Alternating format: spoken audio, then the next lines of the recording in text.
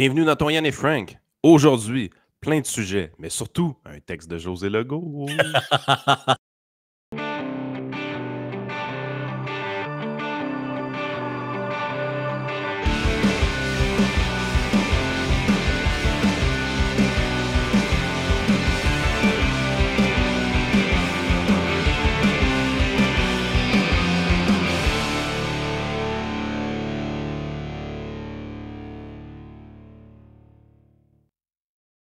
C'est pas des farces, Frank. Quand on annonce qu'on a un texte de José Legault, je suis persuadé qu'on a plus d'auditeurs.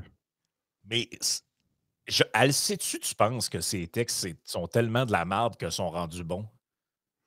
Ah, c'est une parodie sur deux pattes, là. Non, mais pour moi, lire ces textes, c'est comme écouter un mauvais vieux film d'horreur. Tu sais, là, les vieux films d'horreur poche avec la fille qui descend dans les escaliers, puis un gars qui pogne le pied avec la lumière pétée, puis tout. On dirait que c'est comme. C'est tellement mauvais que c'est bon. Ah, C'est. c'est une parodie sur deux pattes. C'est ça, c'est une parodie sur deux pattes. Hey, écoute, hier, on a quand même skippé dans notre excitement sur Marchand, on a skippé la victime du jour. On s'en est même pas rendu compte. On s'est Ben rendu compte écoute, après. une grosse journée quand même pour nous autres hier. C'est notre record d'écoute sur une année sur YouTube. Fait que ça a été une grosse journée. Les vidéos roulent bien. Gros thumbs up à Simon Rochelot d'ailleurs cette semaine. Son vidéo, c'est son meilleur avis, si je me, Ah, je me pense que trompe oui. pas. Sujet des véhicules électriques. Je pense que c'est très controversé comme sujet. Ça amène beaucoup de discussions. Fait que c'est vraiment. Simon nous a fait son meilleure vidéo cette semaine. Fait que thumbs up, Simon. Également, le livre de Joanne Marcotte qui est rendu 13e place sur Amazon.ca dans les plus grosses ventes canadiennes. Je pensais que c'était mondial. Je suis allé virer sur Amazon.com, mais finalement, c'est vraiment canadienne. Ah, fait que disons les bonnes choses. C'est quand même pas rien là, d'être 13e, toutes langues confondues. Ouais. Au Canada, là, c'est en français, ce livre-là. Ben, un truc qu'on n'avait pas mentionné, c'est que Joanne, elle l'a sorti en anglais aussi. Hein. Oui, exact. J'ai oublié de. C'était des questions que j'avais pour elle. Elle aura peut-être l'occasion d'y revenir. Là. Mais j'ai trouvé que. Moi, c'était une idée que j'avais eue, mais l'effort que ça demande. Je veux dire, puis il faut que ça te prenne des ressources. Là. À un moment donné, tu as bien beau dire je suis bon en anglais ou te considérer bilingue, écrire un livre en anglais, c'est un autre part de manche. Oui, exactement. Je veux dire, c'est beau de dire quand je vais à Toronto, je suis capable de m'organiser puis tout. Ouais, écrire un livre sur le climat en anglais, c'est un autre ballgame. Là. Ça te prend un niveau littéraire supérieur. Là. C'est pareil en français. Fait que c'est ça. Fait qu'hier, dans notre excitement, notre excitation, Ouais. on a complètement sauté la victime du jour. Fait que là, j'en ai une saucée. Là, celle-là, j'ai quasiment le goût de Bon. partir la crieuse. Ah, ben, part la crieuse. Si ça en est une bonne, ça prend la crieuse. Ah ouais.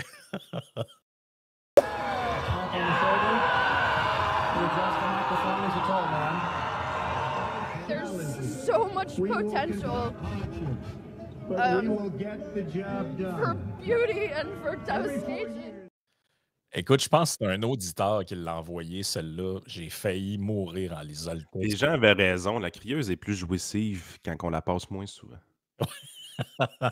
Le meilleur bout, ça reste Trump qui parle en arrière. Tout le temps. Donc, c'est un article qui a été publié dans le Guardian. Je le fais apparaître à l'écran, je l'ai mis en français pour vous. Un sentiment de trahison, consternation chez les, vous comprenez, les libéraux, c'est liberals, hein, donc chez les gauchistes, alors qu'une ville américaine dirigée par des musulmans interdit les drapeaux de la fierté gay. C'est un peu une ville américaine dirigée par des musulmans. Ben, dans le fond, il y a un maire musulman qui a été OK. élu. Là. Je comprends, là. Et là, écoute, c'est complètement capoté. Vous avez l'histoire de ce gars-là ici, qui est un militant LGBT affiché, assumé, tout ça. Puis je vais arrêter ça, parce que c'est pas tant pertinent de voir ce qui est écrit. Là. Et là, on nous raconte un peu ce qui s'est passé. C'est une ville, ça s'appelle Hamtramck. C'est une petite ville du Michigan. Il y avait un mouvement de gauche, pro-LGBT, tout ça. En 2015, il était derrière un candidat, un monsieur musulman qui s'est présenté à la ville. C'est pas Et là, sérieux. eux autres, ils disaient, ben oui, mais l'inclusion, les minorités, puis c'est important qu'il y ait de la diversité puis de la couleur dans nos institutions. Mhm. Et là, ils ont célébré en 2015 l'élection de ce monsieur-là. Et là, finalement, ça s'est pas passé comme prévu. En 2015, de nombreux résidents gauchistes de Hamtramck dans le Michigan ont célébré le fait que leur ville ait attiré l'attention internationale pour être devenue la première aux États-Unis à élire un conseil municipal à majorité musulmane. Donc, non seulement c'est le maire, mais aussi les conseillers qui Ils ont sont là, été ceux qui plus sont pas. abusés. C'est ça. Ils considéraient le changement de pouvoir et la diversité comme une réprimande symbolique, mais significative à la rhétorique centrale du candidat républicain à la présidentielle, Donald Trump. Hey man, c'est des élections municipales. Calme-toi, là. Cette semaine, beaucoup de ces mêmes habitants ont vu avec consternation un conseiller municipal, désormais entièrement musulman et socialement conservateur, adopter une loi interdisant de faire flotter des drapeaux de la fierté sur les propriétés de la ville.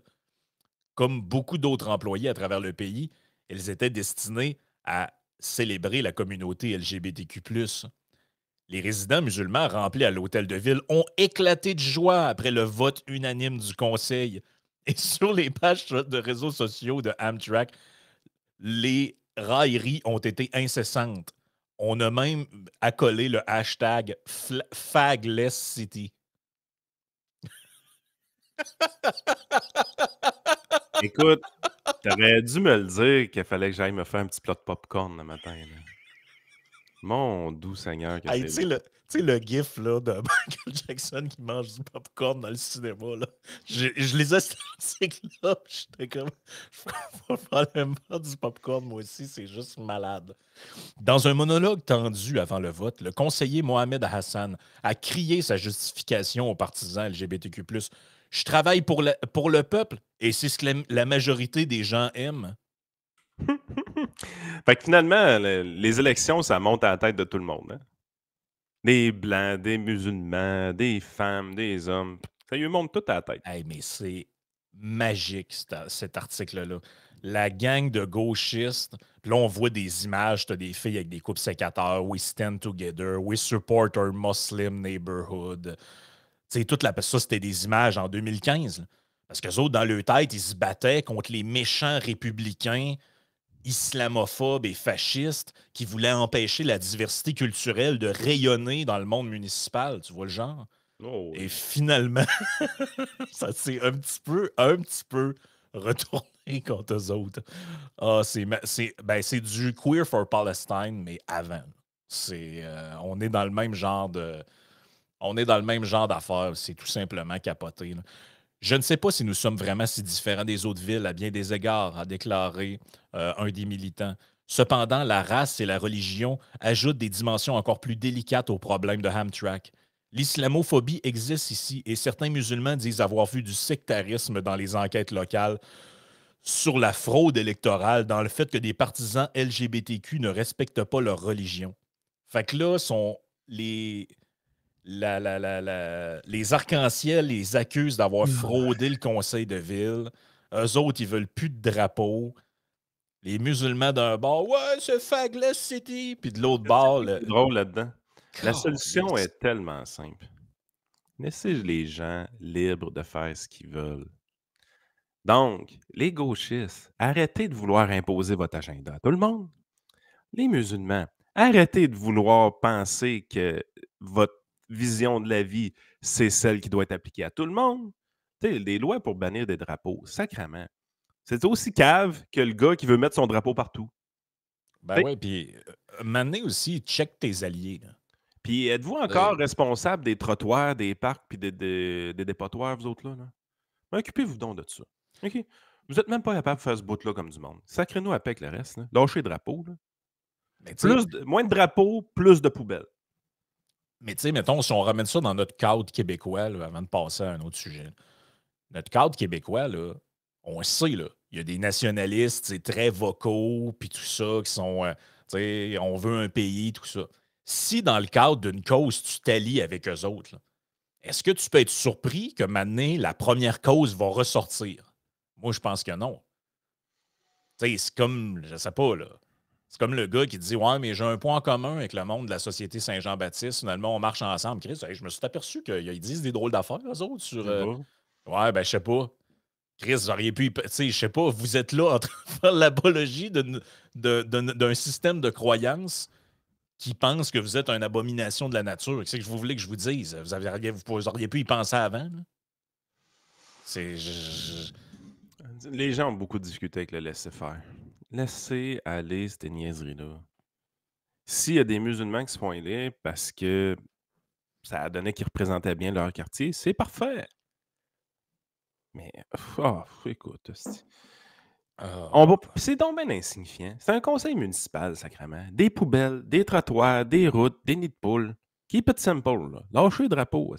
C'est là que tu vois... Toute la gang, là. Lâchez tous les drapeaux. C'est pour ça que des fois, tu te dis, regarde, quand on compare, on finalement, non pas qu'on se console, mais on se rend compte que c'est débile partout pareil. Parce que, tu sais, moi, d'avoir un illuminé qui veut faire des trains, peu importe si ça coûte 40 milliards ou whatever, c'est pas grave, versus quelqu'un qui son obsession, c'est de bannir des drapeaux ou de faire des... Tu sais, pour moi, c'est le même genre de monde. Hey, ça ramasse mes vidanges. Tu sais, Joey, hier, il n'a pas été correct. Il nous a imposé dans le Patreon l'écoute de 15 minutes de François Legault. Tu sais, j'avais commencé la rédaction de son premier avertissement pour potentiellement crisser dehors. J'étais là, j'étais un peu sévère. Ouais. Moi, je pense que j'ai une solution pour sa punition.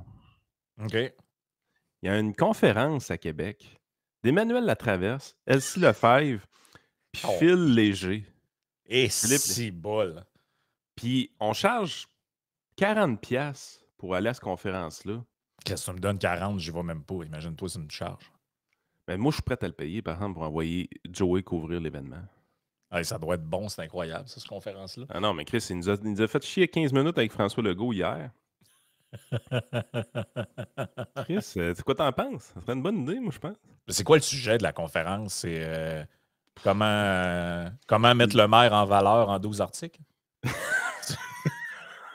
Sur les enjeux du Québec en politique canadienne et les préoccupations des Québécois dans la prochaine campagne fédérale. Oh, OK. Fait que c'est comment chier sur Pierre Poilievre en 12 articles. C'est ça, finalement. Oh, ouais, c'est clair, ça va être ça. C'est plus ça, là. Faut se le dire. Hey, avant de passer à notre... Elsie Lefebvre, spécialiste de la politique fédérale, tout mon chose. Ben oui. Hey, il faut qu'on passe un petit bout de ce que je vous avais envoyé hier, là, dans notre conversation, là. Rad Khan, Christy, qui est dans son panel, il y a quand même quelqu'un qui a terminé le truc en nous disant que finalement, le projet du maire, c'est un peu de la merde. C'est quand même assez bon, merci, cet audio-là. Là. C'est Rodolphe Ossini. Pour moi, il ne se fera plus réinviter. Ouais, d'après moi, mais Christy, chose, il n'avait pas l'air en désaccord. Là. Gérald? Même... non, Gérald, il essayait de sauver les meubles en maudit pour le maire marchand. Là. Ouais, mais t'as pas entendu le bout où il dit là, on se demande si tu es en train de devenir dogmatique, cette affaire-là. Et quand tu te fais dire à la TV par du monde complaisant de même qui t'est rendu quasiment dogmatique, là, ça veut dire que tu l'es rendu en ciboire. Fait que voici ce que la fin de la conversation du panel hier que j'ai trouvé quand même assez succulente. Merci. C'est politisé. Est-ce que nos projets d'infrastructure, parce que faire un projet d'infrastructure pour un besoin d'une communauté, sur le plan urbanistique, on devrait être capable de dire ça prend une rue à cet endroit, ça prend un transport à cet endroit. Là, on a l'impression que dès qu'on parle d'un projet, débat politique, psychodrame politique. Débat politique et médiatique aussi. Hein? Il y a eu une opposition dans certains médias. Bon, elle, là. C'est mauvais, ce qu'elle dit. Oui, c'est politisé à cause des radios de Québec. Ben ouais, je sais pas c'est qui a commencé ce game-là en disant le troisième lien, il faut pas que ça se fasse. Ouais, mais Calvin, ça tape peu, là. Si t'arrives, tu dis, le débat est vraiment polarisé. Il y a des radios de Québec qui ont été très, très, très impliquées dans le débat. Hey, je vais t'inviter à faire quelques lectures. Prends tous les articles de Karine Gagnon publiés dans les dernières semaines. Puis calcule le pourcentage qui parle du tramway là-dedans, juste pour le fun. Il viendra me faire à crève. C'est que le problème, c'est Radio X, sacrément. Fait que là, elle a fait un peu son baratin, je vais l'avancer un petit peu, mais elle se fait ramener très rapidement à l'ordre par l'autre Rodolphe était bon. Projet-là, alors que ce sont des questions d'urbanisme, finalement. Oui, mais d'un côté, le maire Marchand, c'est un peu l'arroseur arrosé. Parce que comment il a critiqué François Legault et le troisième lien, et vous ne montrez pas les coûts, et c'est gigantesque, et c'est pharaonique, et tout ça. Et maintenant, il a fait quoi? Il a caché les coûts, il a essayé de manipuler les chiffres. Là, maintenant, les coûts ont éclaté 3 fois le prix. Puis maintenant, il s'est dit, ben non, j'ai une vision, il faut le faire, croyez-moi. La même chose qu'il critiquait François Legault et le troisième lien. Donc, c'est vraiment l'arroseur arrosé. Chacun son projet à 10 milliards. Ben, c'est ça, en fait, oui. Puis ni un ni l'autre va se faire. Mais il y a quelque chose dans ce qui s'est passé là, par exemple, que je trouve délicieux. Dans le sens que, clairement, la journaliste était là pour défendre un peu Marchand, mais elle avait beaucoup de difficultés à s'exprimer parce qu'on sentait qu'elle était pognée pour défendre quelque chose qui était indéfendable. C'est indéfendable. Le troisième grand au bout, il était vraiment pas sur le poste. Là, je veux dire, c'était vraiment de la merde ce qu'il disait. Là, c'était même pas pertinent. Là, puis tu avais Gérald Filion qui essayait de diriger un peu la conversation, puis tu vois qu'il essaye de défendre Marchand, puis tout. Mais quand Rodolphe Osny commente de cette façon-là, immédiatement, la fille part à rire, puis Gérald Filion part à rire.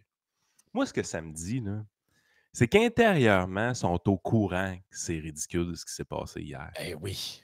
Ils sont tous au courant de ça. Puis ils sont tous d'accord avec Osny également. Mais Christy sont pognés dans leur narratif pour défendre ça.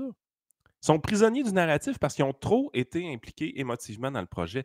En fait, là, ce que j'ai senti hier, non pas du côté de Marchand, mais ce que j'ai senti hier pendant toute la journée du côté du commentaire politique, c'était la chose suivante. Les gens ont hâte que François Legault largue le projet. Parce que là, présentement, ils sont tous un peu dans le néant. Là.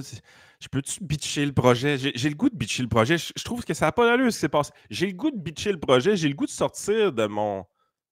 Là, je suis en train de faire une écartade. Je suis pogné de défendre quelque chose que je ne veux pas défendre. Fait que, tout le monde hésite. Tout le monde... Il n'y a personne qui osait vraiment. Puis la fille le représentait très bien dans l'entrevue. Là. Elle était incapable de prendre une position ferme. C'était tout plein de gants blancs, son affaire. Ce qui faisait qu'il y avait plein d'hésitations dans ses dires. Mais la journée que François Legault il arrive, il sort, OK, là, on a checké ça. La ville qui se charge du projet, qui se donne un budget de 8,5 milliards, c'est nous autres qui payent, on ne veut rien savoir. C'est fini, là. On tire la plug, c'est terminé. Là, tu vas avoir une myriade de journalistes et de commentateurs qui vont sortir dans les médias, puis ils vont dire, ah non, le projet de Marchand, c'est bâclé, c'est un projet napkin, blablabla. Là, ils vont pouvoir sortir. Mais là, tout le monde se retient parce que Legault ne parle pas. Puis Legault, ils sont croches là-dedans. Là. Ça fait 24 heures, ça roule. Là. Ils se sont rendus compte que Marchand a fait un suicide politique. Puis là, ils laissent les affaires rouler. Genre, hier, ils l'ont laissé faire le tour des médias, faire sa tournée, aller se pavaner partout. Il laisse se planter solide. Il dit, ah ouais, mets-les ton rubber stamp, accole ce projet-là à toi avec ta face. Puis quand on va le brûler, tu vas brûler avec. Ben, ça ressemble à ça. En tout cas, d'après moi, la madame avec le fouet, c'est ça sa stratégie là-dedans. Écoute, dans la longue liste des affaires sur lesquelles on s'est fait dire, vous autres, vous êtes des caves, vous ne connaissez rien. Il y en a une longue liste. Là. La loi sur l'expropriation, le pompage de PSPP, le tramway, le troisième lien, toutes ces affaires-là, il y avait aussi quoi? L'inflation. L'inflation. Hey, combien de commentaires? C'est mondial! YouTube? Ben, hey, vous autres, les caves, là. Vous ne savez pas que c'est mondial, c'est à cause de la guerre en Ukraine. Les chaînes d'approvisionnement en Chine. Hey, c'est un nouveau mot qu'ils ont appris, puis d'un coup qu'ils l'apprennent, m'a dire qu'ils le répètent. Hein? Ah oui, c'est ça. Et là, voici ce que... Ben, en fait, je vais commencer par ça, puis on va entendre un petit extrait après. C'est sorti cette semaine dans le Financial Post. C'est le gouverneur, carrément, de la Banque du Canada qui le dit bien candidement que les dépenses folles du gouvernement nuisent là, je le traduis maison, là, mais c'est un peu ça, là, nuisent aux efforts de la banque d'endiguer l'inflation. Là. Et là, ben c'est ça. C'est carrément ce qu'il dit dans l'article. J'ai même l'audio de ça qui a été repiné par Poilievre. Je vais vous le mettre parce que c'est le fun, on l'entend clairement. Les excuses viennent jamais. Hein? Les excuses viennent jamais. Poilievre l'avait dit, mais non, Poilievre, c'est un cave. Éric Duhem l'avait dit, Éric Duhem, c'est un cave. Nous autres, on l'avait dit, nous autres, on est des caves. Ouais, Quand c'est le ça, gars de la Banque puis- du Canada le dit, par contre, vous fermez toute votre gueule, vous faites comme si ça n'existait pas. Non, puis il n'y aura pas de lettre d'excuse là, dans le journal pour dire ouais, quand on a dit que Poiliev c'était un cave puis qu'on a écrit 474 fois que l'inflation c'était à cause de la guerre en Ukraine, Puis il n'y aura pas de rétractation là-dessus. le monsieur, là, il y a quelques jours, il a fait un avertissement assez sévère au premier ministre des provinces. Puis c'était quand même bien fait son affaire. Il dit là, je suis vraiment content d'obtenir votre opinion là, sur la politique des taux d'intérêt et tout ça, parce qu'il y a carrément des premiers ministres qui ont sorti pour dire là, c'est assez, il faut que vous arrêtiez de monter les taux et tout ça. Mhm. Mais il dit vous jouez un jeu dangereux. Vous ne devez pas briser la perspective des gens comme de quoi que la Banque centrale est indépendante du politique. Ben Si oui. vous voulez commenter à tout prix ce qu'on fait, puis que vous nous dites quoi faire, puis qu'éventuellement nos politiques vont dans votre direction, vous allez donner l'impression aux gens que c'est vous qui dictez, puis que vous avez un Ben, pouvoir décisionnel dans l'affaire. ben, Ça, vous c'est allez un jeu faire- dangereux. ben, vous allez faire avec la Banque centrale ce que vous avez fait avec la santé publique. Exactement.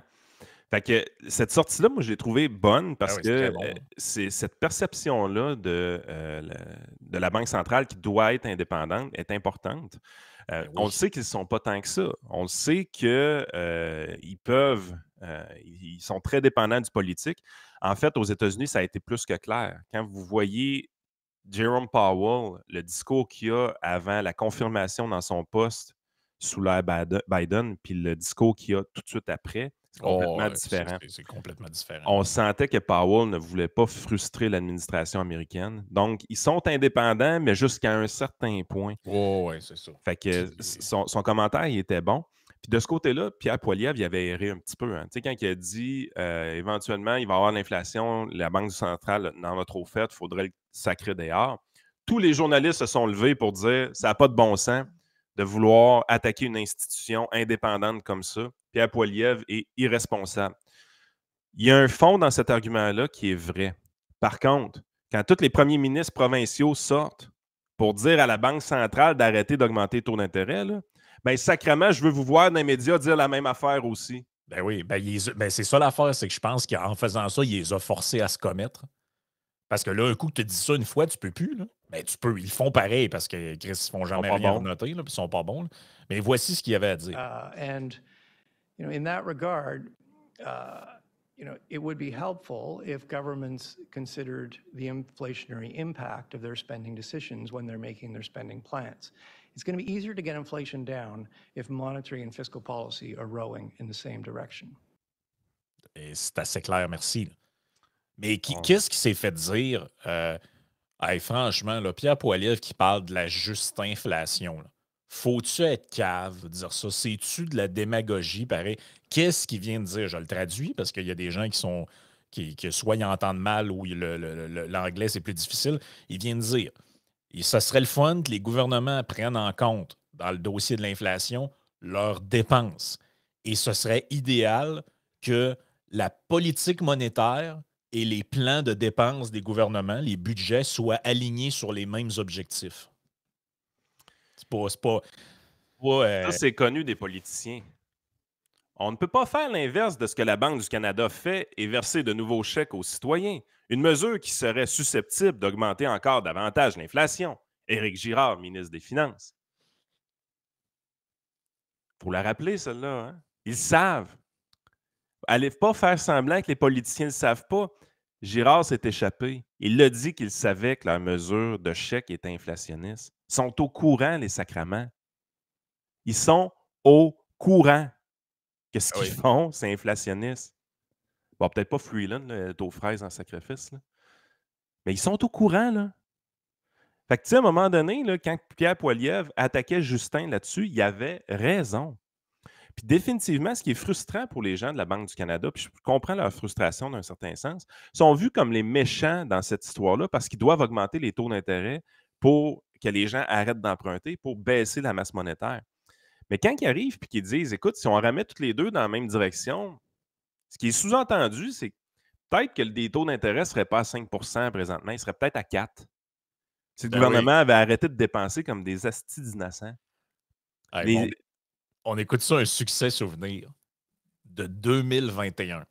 Ça fait-tu longtemps que des gens comme nous parlent de ce genre de truc-là? Écoutons ce succès souvenir délicieux de 2021. Over the past weeks, what have we seen from the Conservatives? Telling Canadians that the problems they're facing with increased affordability, increased prices on everything, difficulty buying gas, difficulty buying computer. They've just shrugged and said, oh, it's just inflation. Well, it's not just inflation, Mr. Speaker. It is a focus that we have to have.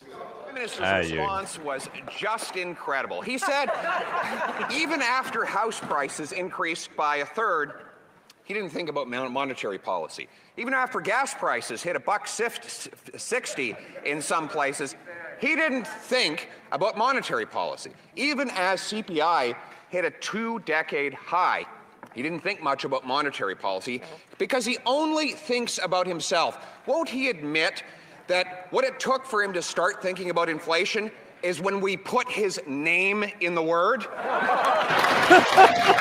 right honorable prime minister. Hey, c'était bon, ça. C'est un délice. Mais tu sais, Justin Trudeau qui se rend pas compte qu'on utilisait son nom dans l'expression « Justinflation ». hey, c'est malade, cette affaire-là. Sérieusement. Là. Qui se lève pour de vrai dans la chambre. Conservative talk about just inflation. No, it's not just inflation. T'es là, tu dis, ben, t'es bien tata, toi, sacrément. Puis le Just Incredible, je l'avais pas catché la première fois que je l'avais écouté. Puis là, je l'ai entendu, puis j'ai fait... Il est sournois, Poilievre. Il est bon. Il est bon. N'est pas me dire que ce gars-là est pas bon. Il est bon, sacrifice. Arrêtez de dire qu'il est pas bon. Il est très bon. Puis, on se le cachera pas, là, c'est comment je pourrais dire ça? L'impact aussi, tu sais, avant que la sauce colle, là, à un moment donné, ça peut prendre du temps. Là. Mais quand t'es, mettons, le Canadien, pas trop politisé, tout ça, mais à un moment donné, ça finit par te rentrer dans la tête. Tu te dis, Christy, mais ce gars-là, ça fait 2 ans, me semble, que je l'entends dire la même affaire. Puis finalement, Christy, il a pas mal raison tout le temps. Là. Puis la raison pourquoi c'est facile pour lui d'avoir raison sur un sujet comme celui-là, c'est que c'était assez évident ce qui se passait et il ne s'éparpille pas. Pierre Poilievre ne parle pas de 200 dossiers dans une semaine. Il reste focus sur son common sense, son gatekeeper, son inflation, affordability. Il garde ses thématiques puis il les répète, les répète, les répète. C'est beaucoup plus facile d'avoir raison et de bien paraître sur quelques sujets que d'essayer de bien paraître sur tous les sujets. Puis ça, c'est simple comme stratégie, là, mais ça prend de la discipline. Puis, parlant de trucs, parce que là, les libéraux, c'est incroyable. Là. Tout le pète d'en face, un en arrière de l'autre, et tout ce qui se passe donne raison à l'opposition. Sur l'inflation, sur la taxe carbone, on dirait qu'ils font tout pour donner raison. Et là, ça va être envoyé. Il y a quelqu'un qui nous a mentionné ça dans le chat hier. Avez-vous vu l'affaire de Lightbound sur le Bitcoin? Mm-hmm. Moi, je ne l'avais pas vu. Fait que, on sait comme je disais, je ne l'ai pas vu. Ce qu'il a fait, c'est un coup de cochon, là. Lightbound. Oui, parce que écoute, Bitcoin était utilisé pour attaquer Pierre Poilievre. Depuis des mois et des mois, une des seules affaires qui le faisait un peu mal paraître, c'est que supposément qu'il aurait dit m'amener dans un restaurant que pour te protéger de l'inflation, tu pouvais acheter des bitcoins, tout ça. C'est ce qui a été interprété, puis c'est plus ou moins ça qui avait été dit. Là. Mais bref, les libéraux, c'était comme une de leurs cartes pour taper dessus. Ça a été utilisé dans les médias québécois, tout ça. Et voici ce que Joël Lightbound, député libéral, a fait avant-hier ou hier. Non, je ne l'avais pas interprété comme ça, comme coup de cochon, mais là, plus en parlant, c'est un coup de cochon ajusté. Christy, il est sournois, Lightbound. Ben oui, mais non seulement... C'est son premier coup de cochon. Là. Non seulement il parle du Bitcoin, il se lève en chambre pour faire l'apologie et souligner l'anniversaire de la création du Bitcoin. C'est tout à fait délicieux, man, ce truc-là. Madam Speaker, today marks the 15th anniversary of Satoshi Nakamoto's white paper that gave birth to the Bitcoin network, a fully decentralized peer-to-peer and permissionless way to exchange value. In the words of Twitter founder Jack Dorsey, the Bitcoin white paper is one of the most seminal works of computer science in the last 30 years. It's poetry. In the words of SEC Chairman Gary Gensler, Satoshi's innovation potential to spur change is worth pursuing to lower economic rents and to promote economic inclusion. I couldn't agree more. In fact, over the last decade, we've seen Bitcoin empower the underbanked as well as those living in oppressive regimes. Women, for instance, who use Bitcoin all over the world to evade unjust restrictions on their financial freedoms. It's also helped thousands of families avoid the tragedy of currency debasement.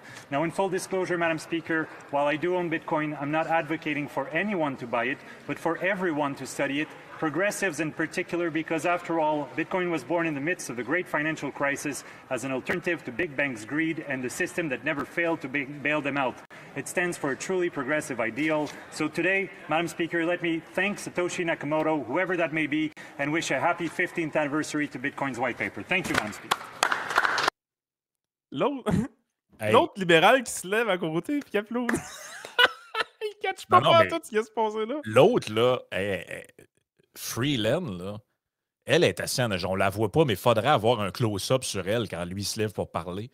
C'est sûr qu'elle a dit à l'autre à côté, genre, Mais what the fuck do he say? Mr. Speaker, we have a radical conservative back then. Non, mais excuse-moi, soit ce gars-là est complètement insouciant, ou c'est un vrai coup. Ça, c'est un 6 pouces, là.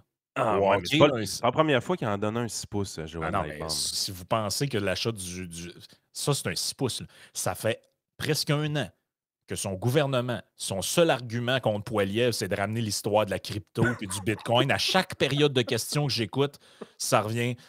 Poilievre pose une question, puis là, le Trudeau se lève. Monsieur le Président, le chef de l'opposition préfère de dire aux gens d'acheter des bitcoins. Nous sommes là pour les Canadiens. C'est son seul argument depuis des mois. L'autre se lève. J'aimerais qu'on fasse un hommage à Satoshi, pas tant de choses, qui a écrit le white paper. Excusez-moi, là. Ça, c'est pareil comme si un député de la CAQ se levait pour dire qu'il faisait un hommage à la souveraineté du Québec. En ce moment. Là. Ça va arriver. Hein? Ben. Ça va arriver. Écoute, les partis qui implosent, c'est le fun à voir, pareil. C'est vraiment le fun à voir parce que quand ces politiciens-là paniquent, ils font tout le contraire de ce qui fonctionne en politique. Pourquoi Poilievre a monté? Parce qu'il a été discipliné, peu de sujets récurrents, puis il a tapé sous les clous jusqu'à temps que les Canadiens comprennent, entendent son message. Parce que la plupart des Canadiens, d'une manière désinvolte, ne regardent pas l'actualité tous les jours comme la gang de geeks politiques que vous êtes à écouter ce podcast-là. Ah oui, c'est ça. Là. Fait que si tu veux connecter avec eux autres et que ton message y passe, tu dois taper sur le message sans arrêt tout le temps jusqu'à temps que tout le monde l'ait entendu puis tout le monde s'en rappelle. Ça prend beaucoup de discipline. Mais quand un gouvernement est sur le bord de l'implosion ou on est en mode panique du côté des partis politiques, qu'est-ce qu'ils font? Est-ce qu'ils utilisent une stratégie de discipline et de structure de pensée solide comme Pierre Poilievre? Non, ils tirent partout, comme des fous.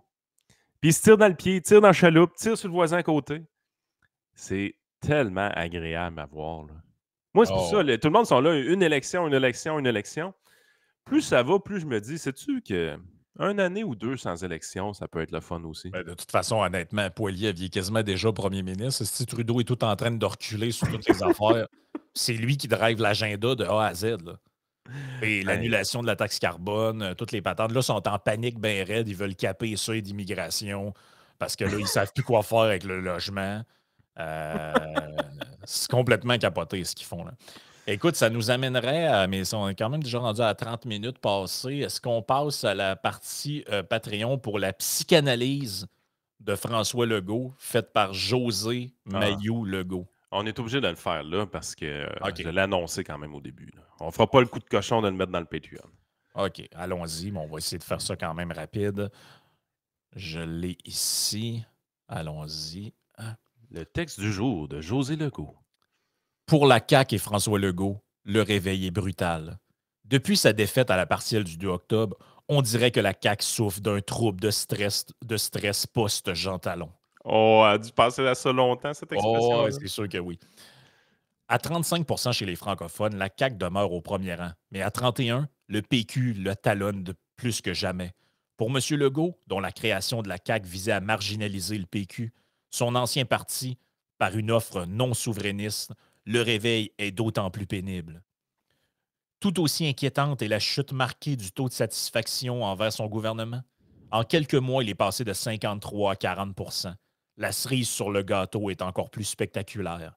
Pour 24 % des répondants, le chef péquiste Paul Saint-Pierre Plamondon ferait le meilleur premier ministre, alors que M. Legault n'obtient plus que 23 %. Le tout 1 an seulement après la réélection massive de la CAQ. Normalement, un renversement aussi majeur ferait perdre son latin à n'importe qui. La CAQ perd pourtant des plumes depuis des mois, d'où la victoire sans équivoque du PQ dans la partielle du 2 octobre dans Jean Talon. Plus parlant encore était toutefois le taux de participation exceptionnellement élevé de 55 %. À lui seul, il témoignait d'une grogne montante envers le gouvernement, laquelle, de toute évidence, transcendait la promesse brisée sur le troisième lien et pour cette raison risquait d'essaimer au-delà de Jean Talon. Il est un esti de storytelling. Elle se prend pour Denise de Bombardier des bouts, mais Christy qui n'a pas son talent. Là. De fait, après la longue éclipse de la pandémie, les électeurs de Jean Talon, comme les autres Québécois, ont constaté l'état lamentable des services publics. Ils ont vu la crise du logement empirer, l'itinérance s'étendre et les banques alimentaires déborder. Ben oui, c'est une bonne idée d'aller s'acheter des bras du PQ si c'est ça ton constat. Bien. Calisse. Dans le sensé GND aussi. Ça va tout régler. Oui, ça va tout régler. GND va tout régler ça. Une taxe sur les VUS. Mais ma tante Josée, elle les aime, les petits genoux en politique, pareil. Hein? Oui. Bien comme les autres, ils craignent aussi une énième réforme de la santé sans preuve qu'elle leur donne enfin accès à des services de qualité. Ils voient les cliniques privées payantes pousser comme des champignons magiques. Ils voient la pénurie d'enseignants et des écoles publiques vétustes. En pleine inflation, ils voient que les chèques du gouvernement ont eu un effet éphémère tout en privant le trésor public de plusieurs milliards de dollars.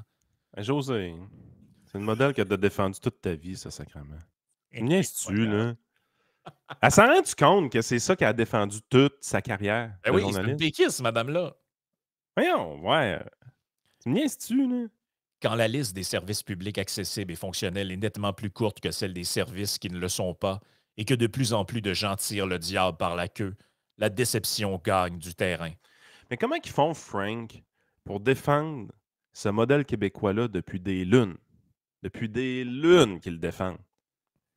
Puis faire à peu près exactement le même constat que nous autres, ces services de cul que le modèle fournit. Puis après ça, de dire, OK, maintenant, dans les solutions, on fait un double down. Oui, mais c'est parce que eux autres, dans leur tête, c'est comme dans le tête du communisme, c'est si ça marche pas, c'est que c'est pas assez communiste encore. On est encore trop capitaliste, il faut continuer plus de communisme. Mais c'est ça, mais toutes les idéologies sont de même. Si ça marche pas, c'est que c'est pas encore assez. Faut-il tata ou... Il fallait pourtant savoir que l'électorat québécois, s'il devient morose, a le désamour expéditif. C'est à ce moment-là qu'il part en quête d'une alternative. C'est arrivé même à René Lévesque, dont le second mandat fut chaotique sur plusieurs plans. Le même danger guette maintenant François Legault. Pendant ce temps, le PQ s'est détaché peu à peu du lot comme solution de rechange de la CAQ, du moins pour le moment. Pour l'expliquer, on a beaucoup parlé du ton posé de PSPP, de son mini-caucus de 4 députés capables d'originalité dans sa communication politique. Originalité, il parle de toilette. Le retour assumé de l'indépendance dans le discours péquiste l'aide aussi à séduire les électeurs souverainistes qui, partis à la CAQ, sont déçus de voir M. Legault se porter autant à la défense du fédéralisme.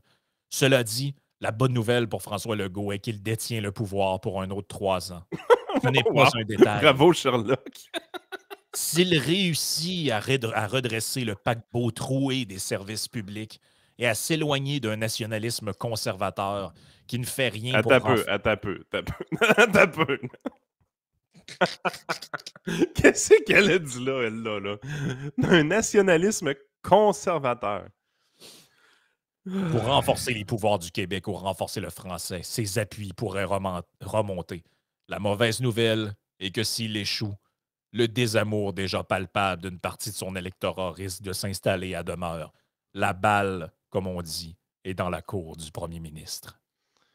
C'est tellement funèbre, hein, pareil. C'est tout le temps, tous ces textes, c'est tout le temps des affaires de genre, tout s'effondre, Et la fin. Oh, c'est incroyable, man. Puis le pire, je suis sûr que ce madame-là, genre, dans sa tête, c'est une méga progressiste, tu sais, Puis Chris, c'est de la réaction, mon gars, mur à mur, de genre, la civilisation s'effondre, puis... La civilisation s'effondre, mais by the way, pour régler ça, on va tout faire ce que moi, je veux qu'on fasse, puis qui est appliqué depuis 40 ans. Ils n'ont aucune structure de pensée, ces gens-là. Ah non, oublie ça. Là, c'est que de la prose. Ce n'est que de la prose. Aucune structure de pensée, aucune capacité d'analyse. Tu identifies un problème. Bravo, 2 morceaux de robot. Maintenant, quelle en est la cause? Ton fucking modèle de marde. Il ne marche pas, le modèle de marde. Hey, écoute, dans Partie Patreon, on va parler d'un article, ça fait 2 jours qu'on voulait en parler, mais qui a été publié dans Intelligencer sur l'effet des lockdowns. Et la thèse qui est avancée, vous vous en doutez un peu. It was a failure. Oh, failure.